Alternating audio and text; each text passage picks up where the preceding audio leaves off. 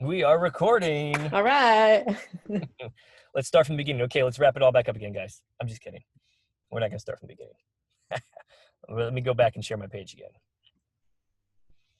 But thank you for the reminder.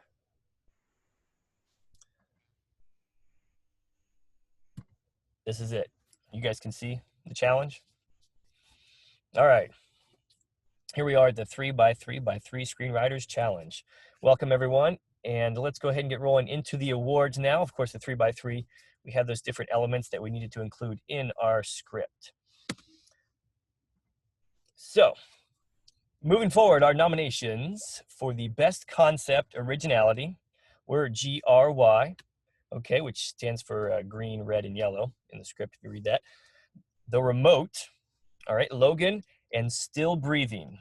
Okay, so based on our judges reading through the 4 nominations for these, and our winner for the Best Concept and or Originality goes to Logan by Ray Long. All right, congratulations.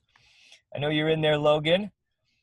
All right, and so you got your microphone on. I just want to go ahead and give you some little time to speak. So for those of you that do not know the script, Logan is a man, and he uses the remote control to travel back in time to speak to his younger self. But the real kind of catch here that makes this concept very original and unique, which I enjoyed, was the fact that his younger self is actually a her. And so this young lady goes through a sex change eventually down the road, which is the future self is about 10 or 15 years, I believe, older. And so he talks to his younger female self about the struggles and that it's all going to be okay. And they have this really kind of heartfelt conversation, which I was kind of tearing up a little bit. I thought it was very powerful in some parts. So I want to give you just a moment to kind of speak on the concept of where that came up with and kind of give us a little insight into that. One of my big things is that I really want to see more queer visibility in media. Representation is really important to me. I have a lot of like transgender friends in my life, and so a lot of times conversations come back to, you know, what could you tell if you could go back in time and talk to your younger self, what would you say? And so when I got the different things that we had to write about, I was just like, you know what, like this really could go back to like conversations that I've had with a lot of people and be like, what would you say to yourself as a kid? Absolutely, and I think that applies to everybody. But in this situation, you definitely made it very unique, and that was kind of a little bit of a twist to it that kind of surprised me. And I was like, oh wow, that was interesting. So, congrats to you. Let's give a round of applause or a hands up. All right, best concept and originality. Okay, let's our next.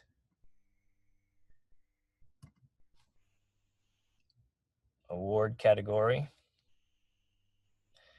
My PowerPoint is giving me the Wheel of Death here. I just want to make sure that it is in the right spot so we can continue on. Jenna, I'm going to have you keep an eye on the chat because I had to close that out. Got it. All righty.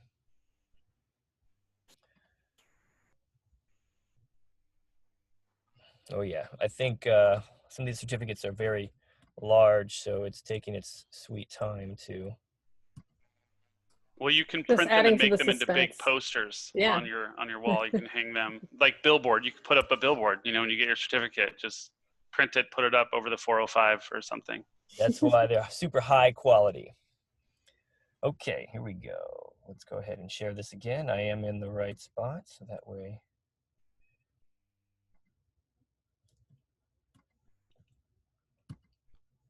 Okay. Oh, started from the beginning. Congratulations. Logan, all right, a win. Best concept and originality. Okay, best dialogue. Best dialogue. So dialogue for myself it's hard to write in a script. Like I'm good with the action and the movements kind of stuff, but dialogue is very tricky. And a lot of times dialogue is what makes the movie really good, what you really connect with the characters. And finding unique dialogue is definitely an art form. Okay, so our nominees for best dialogue were Quaran-team, right? An Old Friend, G.R.Y, and The Tragedy of Love. Okay, The Tragedy of Love. And our winner for the best dialogue is An Old Friend by Timothy Navarro. Let's give a round of applause there. I know, is Timothy here, or was that somebody, that Stephanie, that was representing? Tim was here, right? Here for him. Yes, okay, so An Old Friend, just to kind of recap and fill everybody in. An Old Friend is about a gentleman, I believe his name is Logan, of course. He is an older gentleman in either a nursing home or a hospital, and he has a conversation with the nurse. We learn a little about him, and then when she leaves, there's death is there, and death is coming to take him. And so they have this conversation between him and death about some of the events in his life, some stuff that's happened, and it's kind of heartfelt, and it was actually kind of cool. But the dialogue back and forth was very well done. So I know you probably can't speak too much on the dialogue unless you helped him write it, but if there's anything you can tell us about the insight into that, we'd love to hear it. Yeah, sure. He actually sent it to me to kind of get my opinion and my feedback on it, and I thought exactly the same thing. I thought that in addition to like his creativity, because he explained to me like what the criteria was, I thought the dialogue was very smooth and very like captivating and engaging. So that's definitely what his focus was. He wanted it to be something sensitive, heartfelt, creative, and for it to just kind of flow very naturally and a very like cool twist at the end. And that it was excellent. So congratulations to Tim there. Very well done for best dialogue. Thank you. All right, so let's move on here. We're going to best plot/structure. So the structure of your plot in your film. All right, the nominees: Logan, Heartbreak and Corona, Still Breathing, and G.R.Y. All right, nominations for best plot and structure.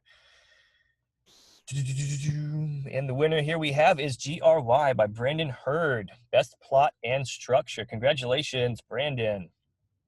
All right, do we have Brandon inside the chat? Is he around? Feel free to speak up, wave your hand. I'm not hearing anything. Is anybody else? We might not have a Brandon. Ah, too bad. Okay. All right. G.R.Y. It's an interesting script. It's kind of a, I guess, apocalyptic script. These two gentlemen are in a bunker, okay, and they have this remote, and it has these 3 buttons on it: green, red, and yellow, and they have these conversation of how to decide what to do with the buttons, and there's a series of events that kind of come to fruition as another gentleman joins them from the outside. But it's kind of like one of those escape room kind of plots. And it was very, very neat, very well done, very well structured, considering it was one room that they were in the entire time. So congratulations to Brandon. And I know he's somewhere feeling the little tingle on his neck because he just won the best plot and structure. All right, let's move forward to best visual writing. All right, best visual writing. This is one of my favorites because it's a lot of times people skip over this when they write a script because they see it in their head, but they don't always bring it and put it down on paper. And it takes an art form to actually do that.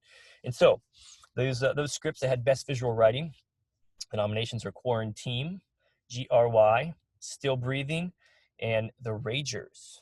Okay, The Ragers. So congratulations to you guys here for just getting this out and putting it on paper and make it visually appealing, turning that black and white into something visually appealing that we can imagine. So the winner for our best visual writing is Quaran-team by Lori. All right, congratulations, Lori. I know Lori is in here because I saw her earlier. Quaran-team is about 2 individuals that are quarantined in a house, and it takes place I believe it takes place in the city of Chicago because that's mentioned in there. And they're just going through their daily struggles of what it's like to be quarantined in a house and dealing with, what we are all kind of familiar with, which is the coronavirus outside.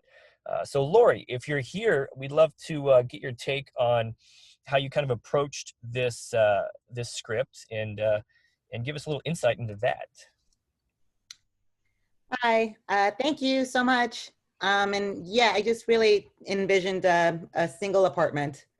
Apartments are small here, and a lot of people are quarantined with people they don't really like. And so kind of objects become fixtures. So for me, it was like, you know, the coffee maker and how the coffee machine clock kind of tells time for us now, because it's like Groundhog Day.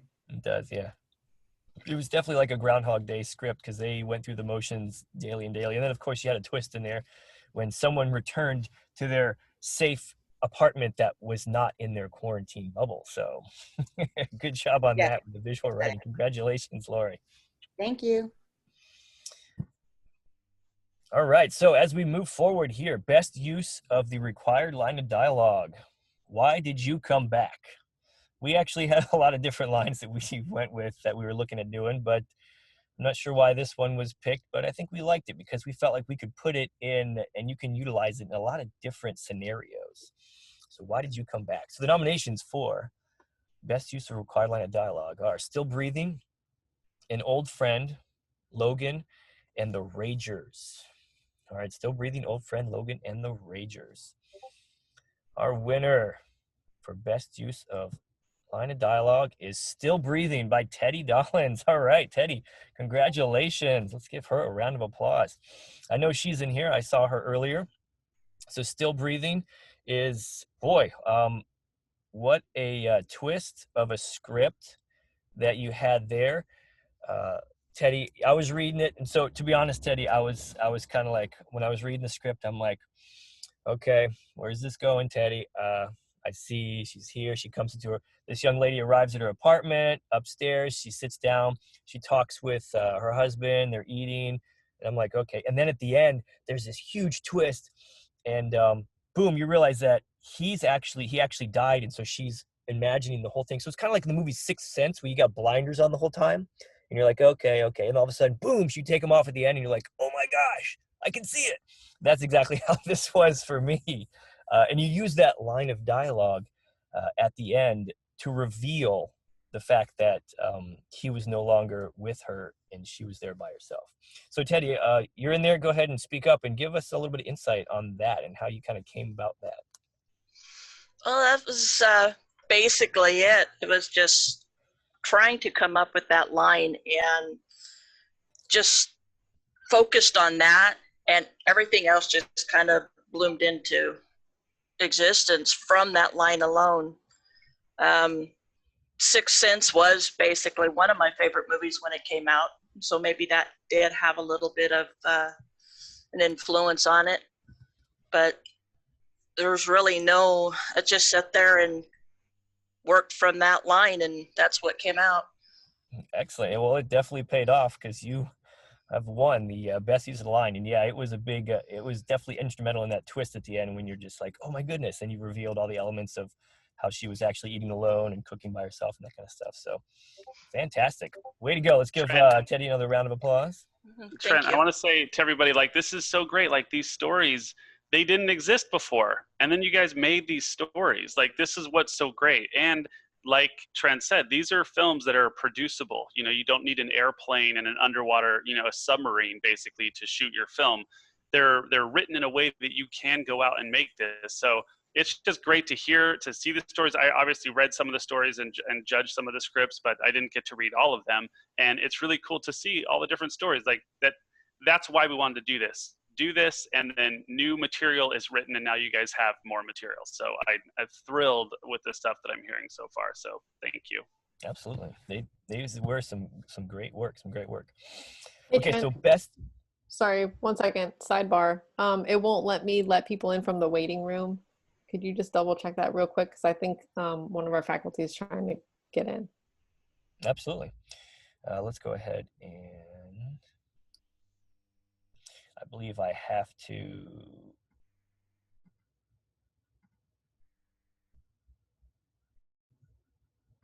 Here we go. Oh, it's Sandra. She wants to join us. Absolutely, she can come in. We'll let Sandra in. For sure. Welcome, Sandra. Thanks. All right, let's hit back to good deal. Okay, so hang on, Trent. I believe. Sorry.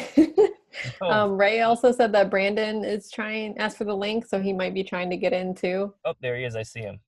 Okay, can you let him in? So let's go ahead and bring Brandon in, and as Brandon comes in, we will congratulate him for winning. He had a certificate here earlier that he won, which was the best plot structure. Brandon, can you hear us? He'll get to us eventually here. I'm sure he's getting set up. You know, when you first get into a meeting, everything's crazy and you got to figure it all out. It's like, oh my gosh. So welcome, Brandon. All right, let's move on to our nominations for best use of required prop. And obviously, if you guys are looking at the screen, you already know who they are. The prop was remote control. This was another element that we thought of a whole bunch of stuff. Would we have like a bag of potatoes or something that we thought of? And there was a bunch of props that were kind of thrown out there. But we decided on remote control because since it was Thanksgiving time. Yeah, we thought of well, the remote control, because you can be creative with remote control in a lot of different ways. You know, like a sci-fi way, you know, a horror way, and some of you folks did like use the remote control for time travel and stuff. So all these, they're actually all really good, but these were the top here. The remote, all right, G.R.Y, Logan, and Adversaries Lurk. Okay, so those are the top nominations for the remote control, which is our required prop. Okay, so let's go ahead, and the winner of that is The Remote by Nathan Barnes. Congratulations, Nathan. I know he's in here, so I'm going to give him a moment to talk. Nathan. Yes. So first of all, I would like to say I actually liked all those nominees did a fantastic job with their remote control use. Okay, Logan used the remote control to time travel. G.R.Y was remote control was actually an element for the entire script, so it was kind of there in the entire script. And Adversary, I'm sorry, what was the other one? Was it the Ragers? Adversaries Lurk. Adversaries Lurk. Okay. So all those remotes were fantastic. So yours, though, Nathan, it was kind of controversial. I would say the words are. So at the end of this script, this young boy, he finds this remote control. He's at his grandparents' house. He finds this remote control in a box. Okay, his grandmother's there, and she's talking with him. And then he uses this remote control to open a door. Is it like a doorway, Nathan? Yeah. Okay, yeah, like a portal almost, right? Parallel universe type word. Parallel universe, okay. All right, cool. So at the end, he opens this parallel universe. His grandfather walks out, who was obviously he had not known for a while or had been missing in his life.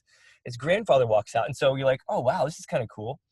His grandfather's there. He gets to be reunited with his family. Maybe he can talk about, stuff that they missed out on, how, childhood things. But it takes this weird turn, and the grandmother and grandfather take the grandson and they throw him into the portal, and it closes up, and then they say, fantastic, we can spend another 50 years because that was such a good sacrifice for that. So it was kind of like a shock. I was like, what? Are you kidding me? They sacrificed their grandchild so they could be together, which was a very interesting ending. I actually kind of enjoyed it because it took me by surprise. So I would like you, Nathan, to talk a little bit about how you came up with that and the creativity behind that. I always kind of got it's it's weird. I'm a stand-up comic, so you think everything I want to do would be comedy, but I have like a horror brain. Like all the time, it's up there. And for me, when the 3x3x3, when I got the format, automatically my brain went to like an episode of Goosebumps and like an R.L. Stine swerve at the end. So for me, using the remote, you think, oh, like you said, the family's going to be together. Then the grandparents sacrificed their grandchild to have another 50 years together. So that was like a little nod to R.L. Stine and the like little Goosebumps setup there. Very cool. Very cool. It's good to hear some of the insight behind some of this because when you're reading it, you're like, where did that come from? And it was a cool little shock. So congratulations, Nathan, on a very unique use of the remote control to twist us around and play with our emotions on there. Thank you. Okay, so I believe that is it for our certificates, and we get into the best screenplay third prize. Okay, so these are our final prizes. I want to congratulate everybody so far that has won up to this point. Okay. So for the best screenplay, everybody is eligible to win. Okay, so we don't have nominees for these because they're all eligible to win. Okay, so congratulations so far up to this point. But these are the last three prizes. So, best screenplay. Third place is a $100 B&H gift card. Before we say that, before we do it, the absolute goal here and the victory here is the actual completion of a script. So before we go into this, just take a moment and be like, hey, good job. You sat down, you committed to something, you wrote it through to completion, you submitted it, you're here now. Like, let's just take that and go, that's awesome. And that is the success that we're definitely looking for. This is icing on the cake. So just, congratulations to everybody. Just take a moment to pat yourself on the back and say, hey, I completed something. It's hard to complete anything. So please be proud of that. We're proud of you. Go ahead, Trent. All right. And well, with that, we'd like to thank John for actually reaching out and getting these prizes from B&H, because I know I run a film festival and I don't have cash prizes. We just get certificates to all of our folks. Even the best film gets a certificate. So you guys are definitely one step ahead of me in that regard when it comes to the prizes and stuff. So this is great. Definitely icing on the cake. But yes, and believe it or not, we did have a handful of scripts that did not properly do the required elements. So they were disqualified. So you guys might be like, yeah, the script was easy. Add 3 less characters, this and that. But there were people that were not able to do that and they were disqualified from this. So like John said, congratulations on completing all the elements properly, getting it done, and you definitely have a win regardless of the next outcome of these 3 awards here. So our drum roll for best screenplay, third place for a $100 B&H gift card will go to Still Breathing by Teddie Dollins. Congratulations. All right, round of applause for Teddie. And that was, if you guys don't remember, this the young woman that went to her house, was talking with her husband, and then at the end, it's the twist, the Sixth Sense sort of thing, where she finds out he's actually dead, and so she's doing all this on her own, and she was imagining it. So it had some good dialogue in there. It had some good visual writing. It had a good set of all the stuff in there, and of course that twist at the end that she did. So $100 for Teddie to spend on gear for her camera and do some shooting. All right, good deal. Congratulations, Teddie. And by the way, for those of you who do win the prizes and you're not sure, like if you're like, I don't know what to spend this on, you should connect with Charlie Burkett, who is our tech kit specialist, and be like, hey, here's what I have available based on what I have. What do you think I should get? Have a conversation with him. He's a total, gear geek, and he'll have a lot to say and a lot to share. So if you are looking to kind of figure something out, definitely connect with Charlie. Mm-hmm. And that is Charlie's entire job, is to be the gear geek for you guys. Okay, he does nothing else other than manage our equipment and help you with any kind of technical issues.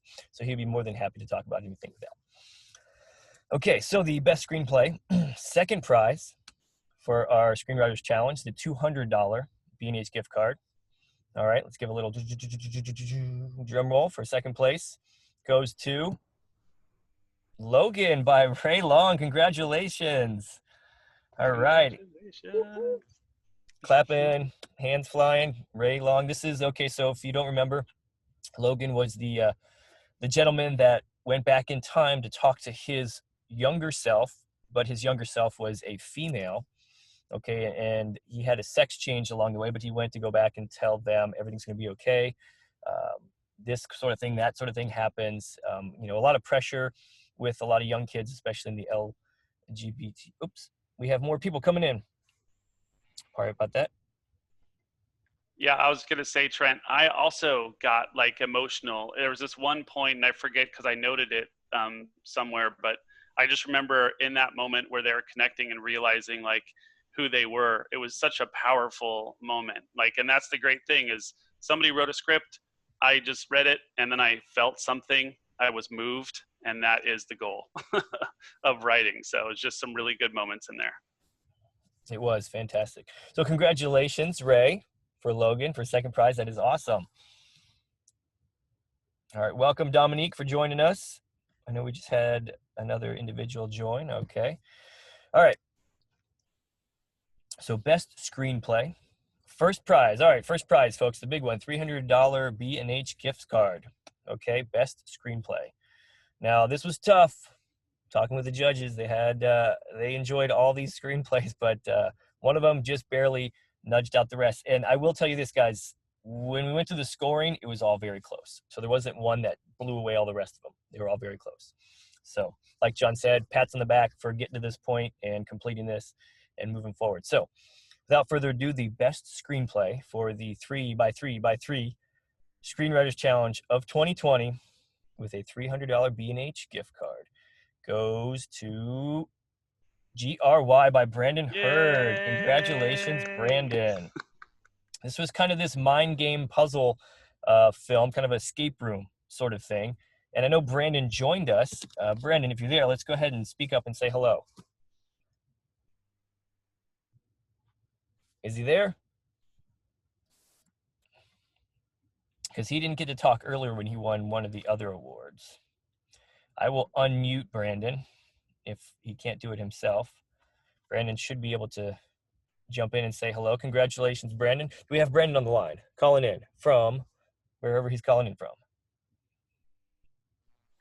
Brandon, can you hear us? I see that Brandon is there. I see a name. I see a name that says Brandon Hurd. You know, would love to congratulate him and speak to him in person. But Ray says he thinks she's on. Oh, he's on the phone. He's on a phone. I can't talk. Well, maybe he was in the back of the auditorium and he has to walk all the way. Oh, he probably does have to walk all the way to the front to get his first player award. Okay. Well, we'll figure out what's up with Brandon there. I did unmute him because I know when you call in, you don't always. Oh, he's trying to get back in again. Maybe he's trying to get in through his computer now. So he was on the phone calling in. And then maybe he hung up and he's reconnecting. I have two Brandon Hurds, okay? With a real Brandon Hurd, please stand up. I'm here. Oh, there he is. There he is. Sorry, I'm in the hospital, so it's. Oh goodness. Okay. Well, thank you for taking time to join us. It sounds like you got a lot going on there, Brandon. You won an award earlier, okay, for best concept. Okay, was it plot structure concept? I'll have to go back and look at that certificate. And then you also won here for best screenplay first prize. Congratulations, Brandon. Thank you. Wow. I'm honored. Thank you. Absolutely. So what we're going to do here is we're actually going to read through your script because you are the grand prize winner. So we'll read through your script so you can actually hear what all of your writing and text actually sounds like and your characters sound like. And as John mentioned earlier, it's a lot different when you actually hear the actual script being read back to you in real time as if you're just reading it inside your head. Okay? All right, so do we have any other further words? Anything we're going to do, John, before we jump into this script? No, I think it's great. We just let's go into it, and just know I have children in my home, and this screenplay has a couple of swear words in it that I cannot say right now. So I'm going to have to throw other words in place of those words. So we'll lose those just for now, so that my children don't learn new words. Should we say who is reading each part? Okay, so yes, we need to get into that. All right, so we have Sandra here, and Sandra she teaches screenwriting. Do you not, Sandra? Say hello to everybody.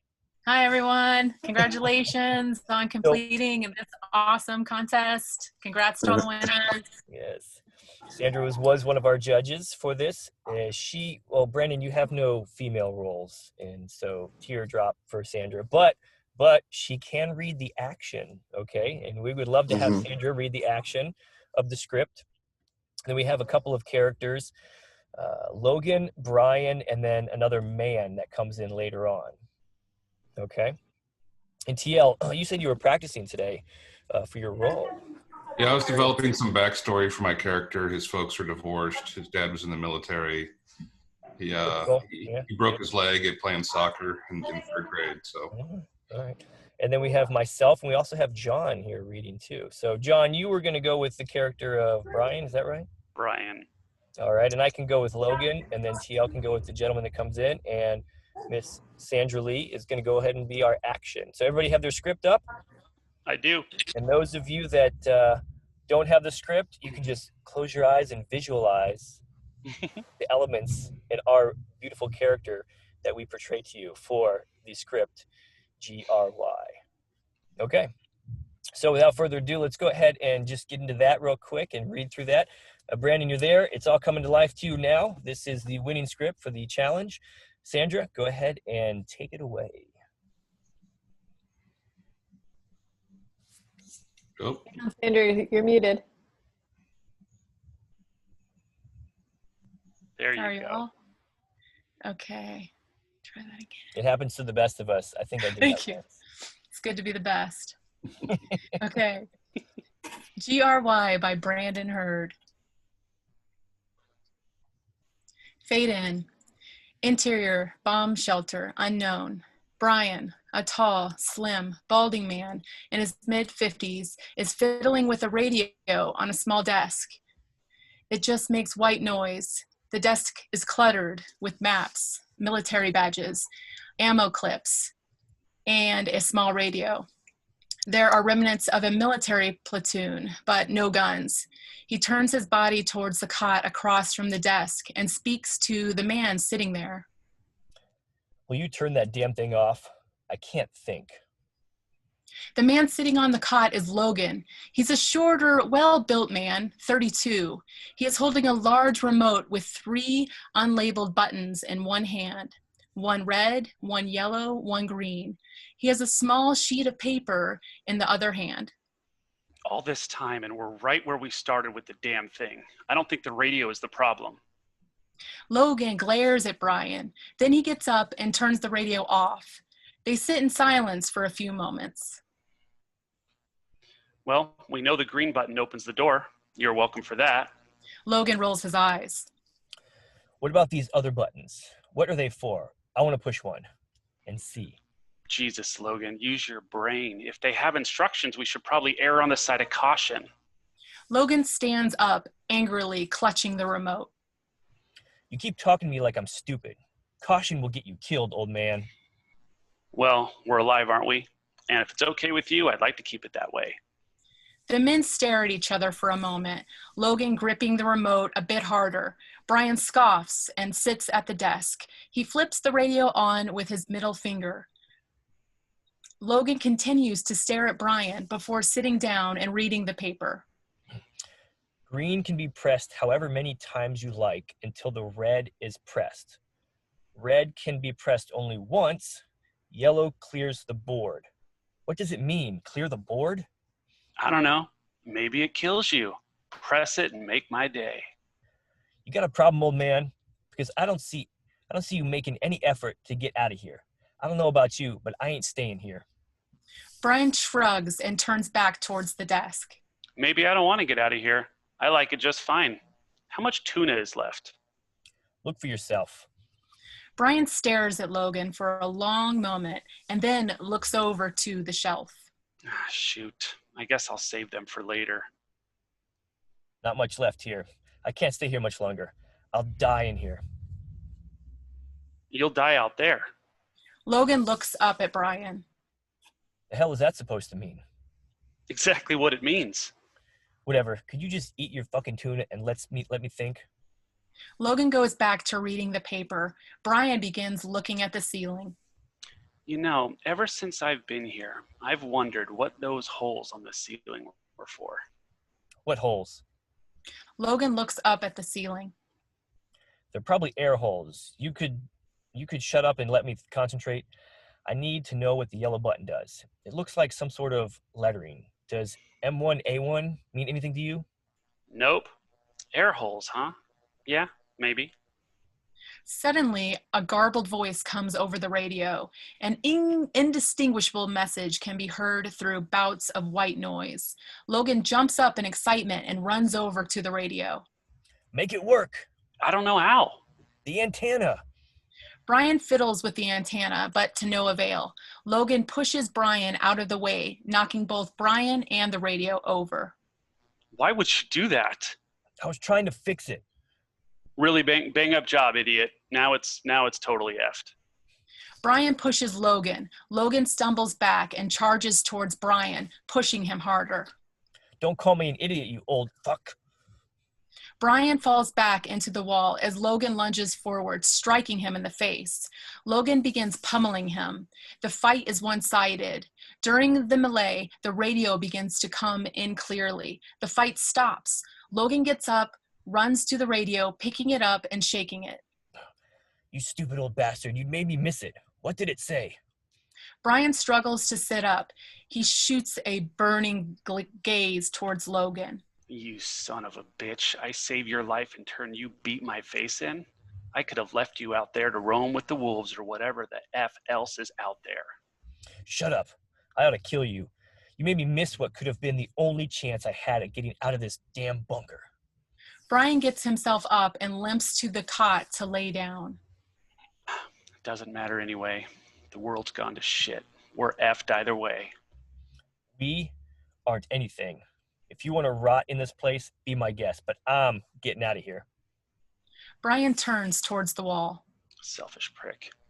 An hour goes by as Brian falls asleep. There is a loud bang at the shelter door. Someone can be heard yelling. Hey, anybody in there? Hey.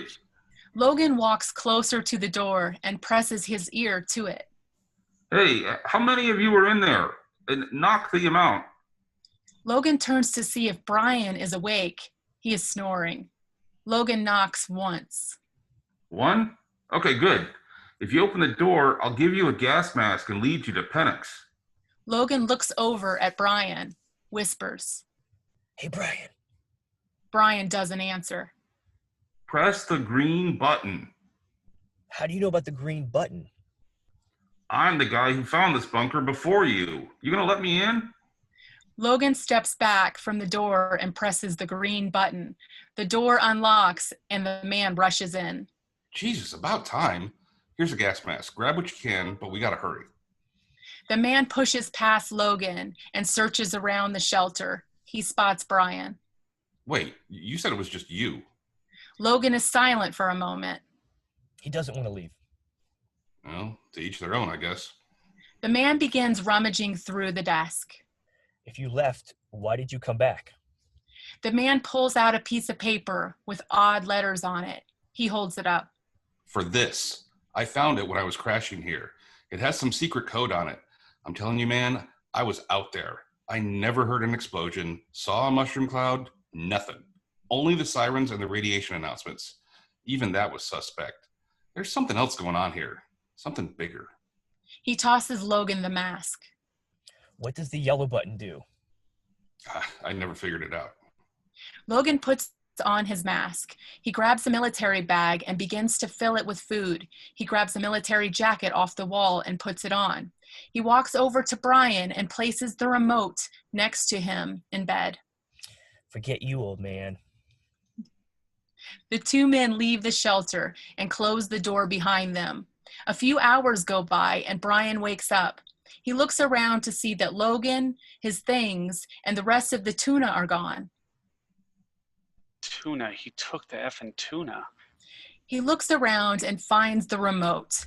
He lets out a sigh, gets up, and begins fiddling with the radio.